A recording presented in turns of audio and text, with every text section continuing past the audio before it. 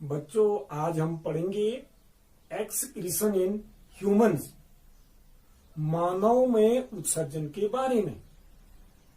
बच्चों, समस्त सजीवों के शरीर में होने वाली जैविक क्रिया के दौरान अपशिष्ट पदार्थों का भी निर्माण हो जाता है, जो हमारे शरीर के लिए अनावश्यक ही नहीं हानिकारक भी होते हैं।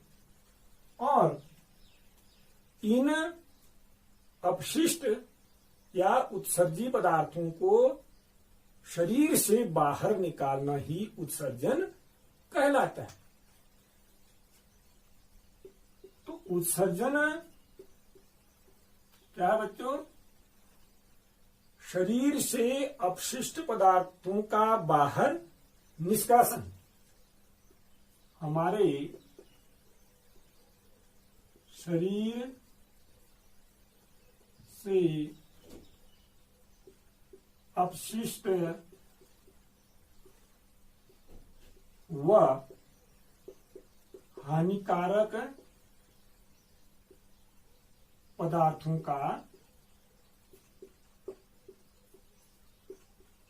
निष्कासन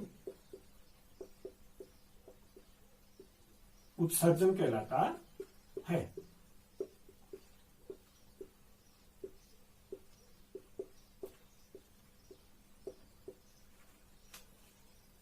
तो ये जो उत्सर्जी पदार्थ हैं बच्चों, ये हमारे शरीर में होने वाली उपापचयी क्रियाओं के दौरान निर्मित हुए। अब ये उत्सर्जी पदार्थ हैं क्या?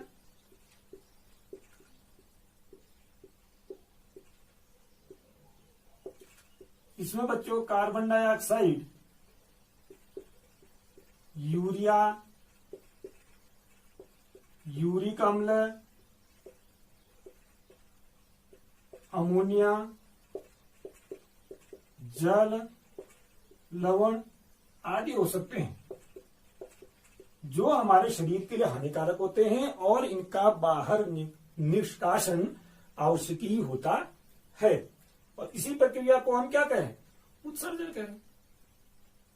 और ये उत्सर्जन सरल संरचना वाले जीवों में आसानी से हो जाता है।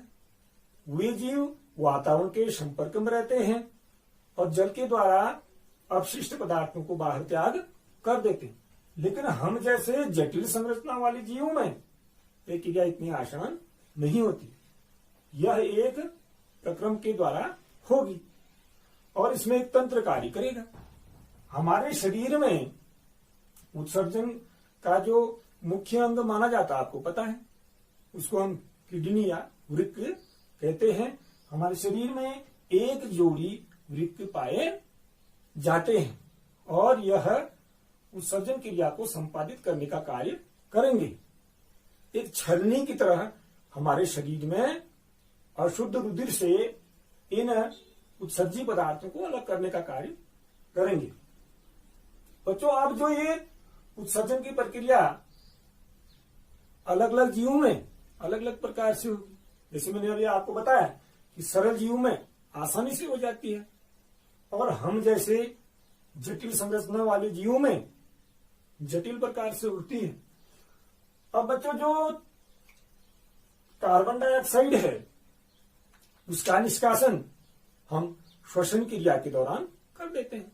जब हम सांस को बाहर छोड़ते हैं तो कार्बन डाइऑक्साइड को निष्कासित कर देते हैं। और जो अन्य नाइट्रोजनी पदार्थ हैं जो प्रोटीन के उपापचय से हमें प्राप्त होते हैं, उनका अलग अलग जंतु में अलग अलग प्रकार से त्याग होता है। तो जो पहला उत्सर्जन है उसको हम कहते हैं अमीनोटिलिक उत्सर्जन।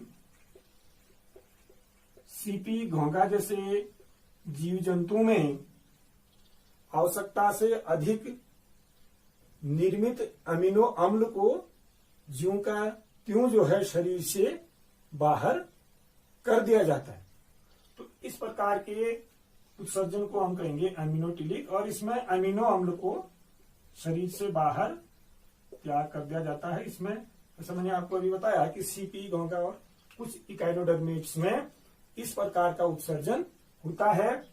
दूसरा जो प्रकार है वह है इसमें अमोनिया के रूप में पदार्थ का उत्सर्जन किया जाता है। इसको कहते हैं हम अमोनोटीलिक उत्सर्जन।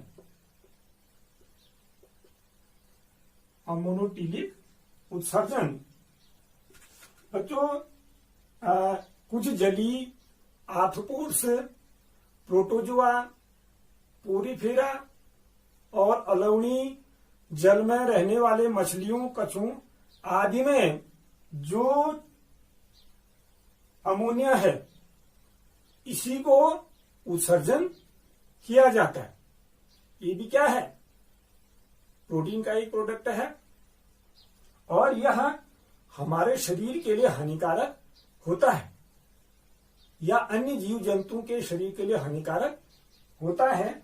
तो ये जीव जंतु जो अमोनिया है उसको शरीर से बाहर जल की सहायता से त्याग करते हैं और यह अमोनिया घुलनशील अवस्था में इन जीव जंतुओं के शरीर में रहेगी।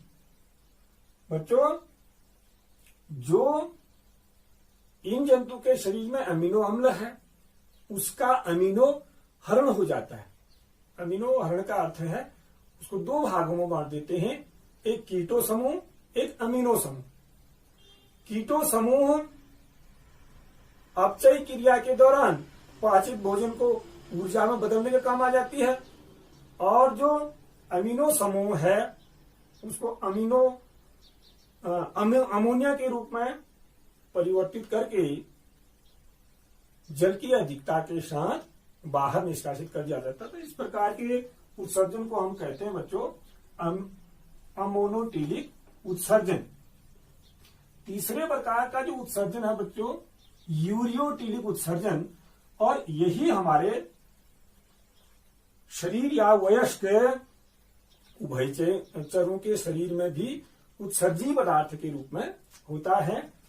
हमारा जो उत्सर्जी पदार्थ होगा वह है यूरिया, और इस प्रकार के जो उत्सर्जन है उसको हम कहेंगे यूरियोटीलिक उत्सर्जन।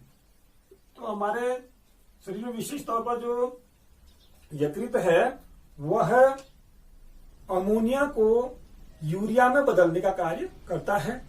अमोनिया हानिकारक है, यूरिया अमोनिया से काफी कम हानिकारक है और यह भी अमोनिया की तरह जल में घुलनशील होता है और जल के साथ ही हम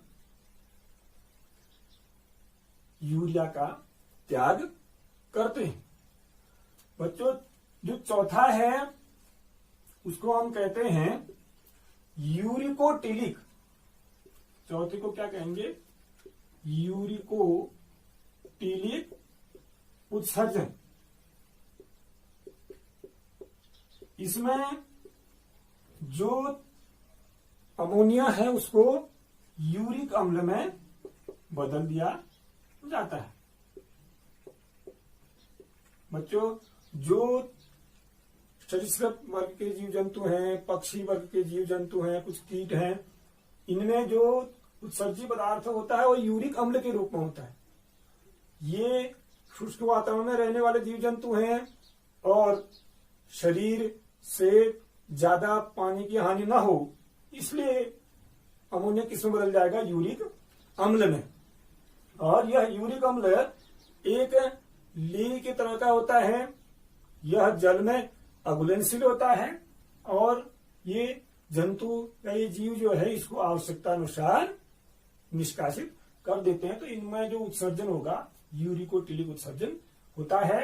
अब हमें अध्ययन करना है मानव में उत्सर्जन तंत्र का। तो हमारा जो उत्सर्जी पदार्थ मेनली इसमें होगा यूरिया और उसको हम यूरियोटिलिक उत्सर्जन कहेंगे। यकृत जो है अमोनिया को किसमें बदलेगा?